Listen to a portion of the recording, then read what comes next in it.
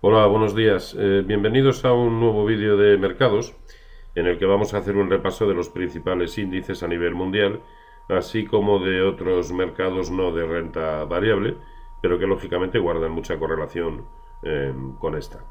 Es inevitable empezar por ver el aspecto que hoy por hoy presentan los índices norteamericanos. Este que tienen en pantalla es el Dow Jones. Es evidente que se encuentra, y mucho más después de la jornada de ayer, pues en subida libre. No se puede decir ni contemplar de otra manera. El SP 500, tres cuartos de lo mismo. También ayer tuvo una buena ruptura, dejándonos además un hueco que para el más cortito plazo ya nos empieza a servir de referencia para establecer stops para aquellos que se muevan en el más rabioso corto plazo.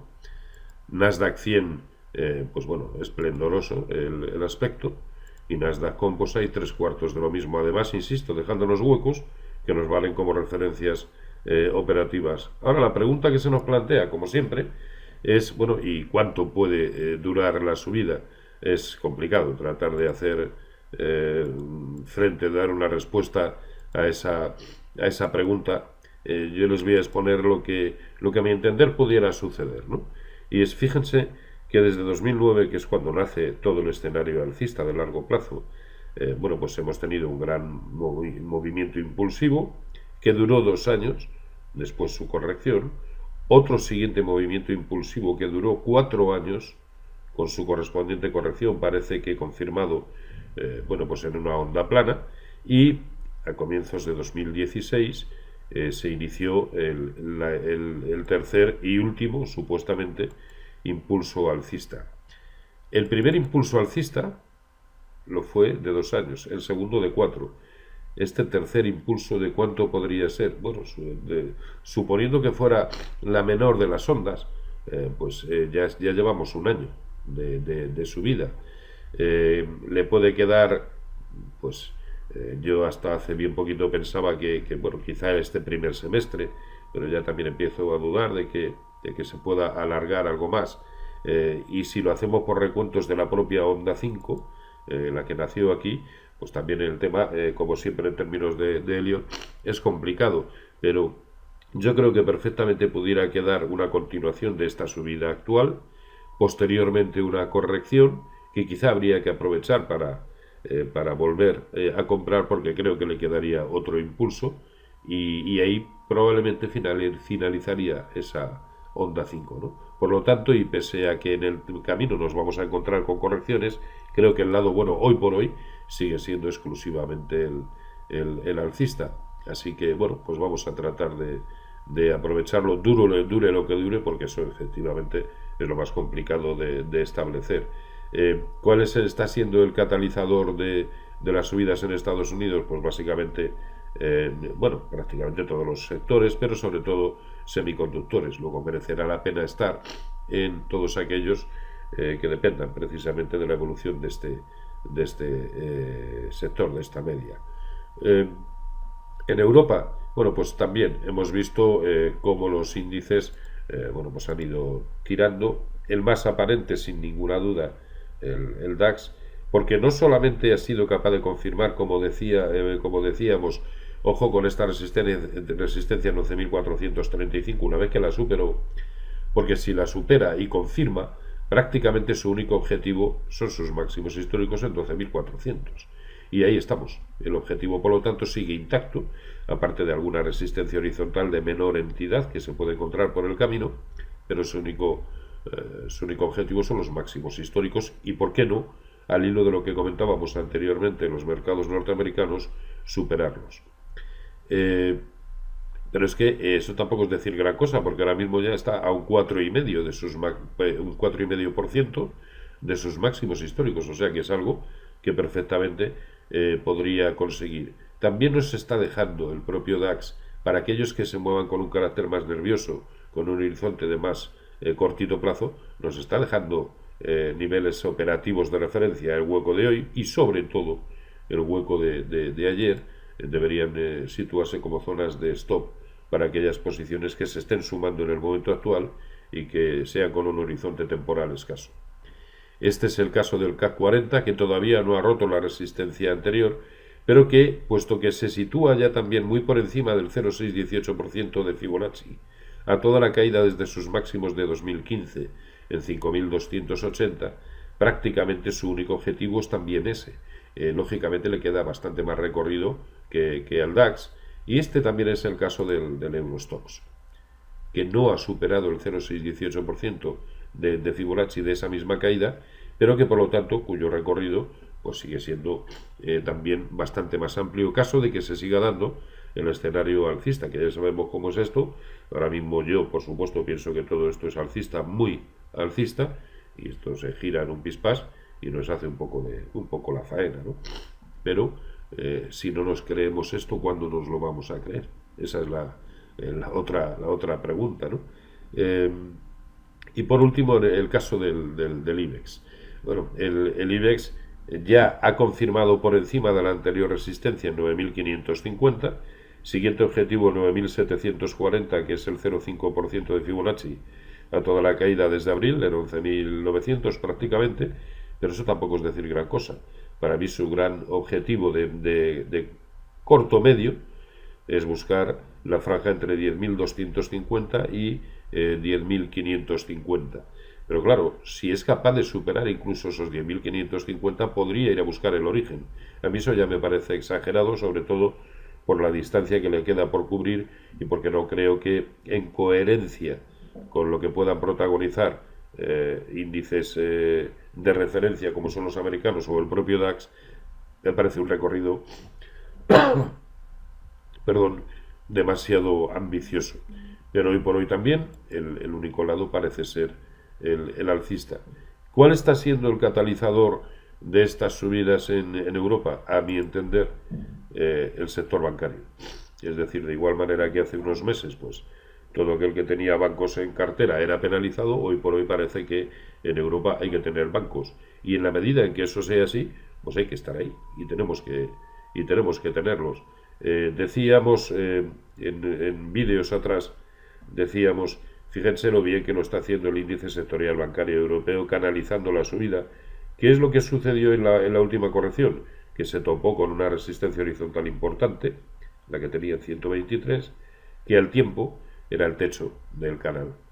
Ha corregido sin llegar siquiera a tocar el primero de los soportes de corto plazo y sin solución de continuidad y solo en 3 jornadas, o en 2, ha sido capaz de romper esa resistencia. Ahora se va a encontrar nuevamente con el techo del canal en 127, pero dado que ese no es una resistencia horizontal importante, pudiera perfectamente romperlo para ir a buscar los 129,65, y si cumple y por lo tanto rompe por encima de del techo del canal, la proyección del canal lo podría llevar hasta esta zona, 144, es decir, que le quedaría un recorrido muy, muy ambicioso. Pero sea eso lo que suceda o no, hoy por hoy hay que aprovechar los movimientos que se puedan producir, y estos evidentemente están siendo alcistas y parece todo a entender que va a seguir siendo alcista. No hay ningún subyacente, digamos, de los que siempre están correlacionados con la evolución de la renta variable, no hay ninguno que hoy por hoy esté yendo en contra. Estamos viendo a un bono alemán que en buena lógica está cayendo, simplemente porque cuanto más sube la renta variable, históricamente lo normal es que la deuda, la renta fija, baje. Y por otro lado, dentro del contexto particular del propio boom, y llevamos pues más de un año diciéndolo, no tiene ningún sentido que este subyacente siga en niveles tan especialísimamente altos, como que hace 6 meses estaba de nuevo en sus máximos históricos, con lo cual hasta un 10 años estaba en negativo en la curva de tipos de interés dentro de lo que emite el Tesoro alemán, ¿no? Eso no tiene ningún sentido, sigue sin tenerlo a estos niveles, y lo normal es que continúe cayendo, además a precios sensiblemente inferiores. Pero digamos que para lo que estamos viendo en el momento actual, lo único que está sucediendo es que está actuando conforme o dando sentido a la subida también en la renta variable. El oro, como ven, lo único que ha hecho en la subida que había tenido desde 1120 o 1125 ha sido ir a buscar el primero de los niveles de Fibonacci, precisamente a toda la gran caída anterior. Lo ha buscado, esos 1220, no ha podido con ello y de momento retrocediendo, lo que me parece un movimiento lógico que finalmente pudiera llevarlo incluso nuevamente a visitar la zona de 1050 o niveles inferiores. Todo va a depender también, lógicamente, de que se cumpla y en la medida en que estamos diciendo ese escenario alcista para el conjunto de la renta variable.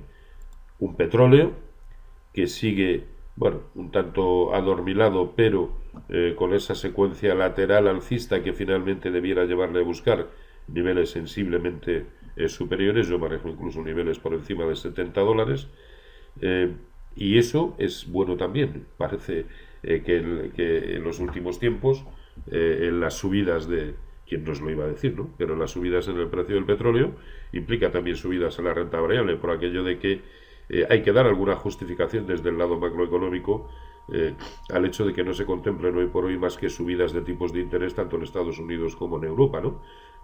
Y si al fin y al cabo esto es un catalizador de la... El petróleo es un catalizador de la inflación, pues bueno, tendría también sentido que para dar coherencia a las subidas de la renta variable, el petróleo siguiera subiendo. Y bueno, esto es en cuanto a lo que más o menos son el conjunto de los índices o de aquellos subyacentes que pueden influir de manera directa en la evolución de la renta variable. Y luego la pregunta que se nos plantea siempre, bueno, si realmente pensamos que esto va a ser alcista, podemos perfectamente invertir en índices, ¿no? O en acciones. Esa es la pregunta recurrente, además en muchos consultorios. Bueno, yo soy más de un mix.